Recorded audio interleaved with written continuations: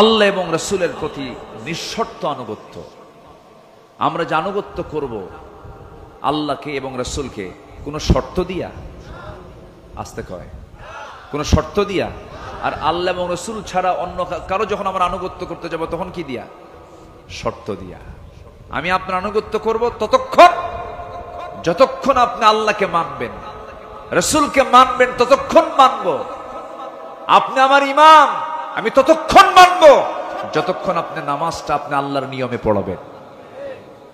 রুকু কয়বার করে বলেন? সেজদা কয়বার হয়?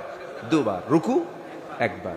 আর ইমাম যদি মনে করে রুকু একবার করে লাভ কি, সেজদাও দুইবার দেই, রুকু দুইবার দেব, সওয়াব তো বেশি হবে। আপনি কি পড়বেন নামাজ? এটা কি এই পন্থা কি ইসলাম দিয়েছে? ইসলাম দিয়েছে কয়বার? একবার। আমি দুইবার দিতে পারি না। সেজদা দিতে বলেছে কয়বার?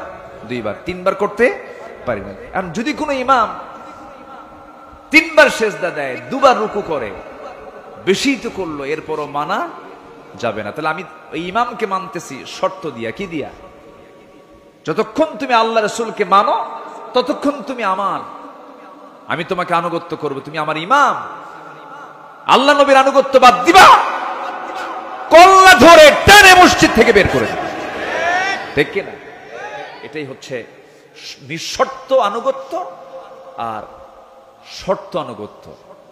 আপনি আল্লাহর সাথে রাসূলের সাথে তার আপনার যে আনুগত্য হবে এটা হবে নিঃশর্ত, কোনো শর্ত দেওয়া যাবে না। আল্লাহ যা বলেছেন, কেন বলেছেন এটা বলা যাবে, রাসূল এটা করতে বলেছেন, কেন বলেছেন এটা বলা যাবে না। আপনি কেন বলবেন, ঈমান আপনার চলে যাবে। আল্লাহ যা বলেছেন সামিআনা ওয়া আতাআনা, শুনলাম, সঙ্গে সঙ্গে তা মানবো। জোরে বলি ইনশাআল্লাহ।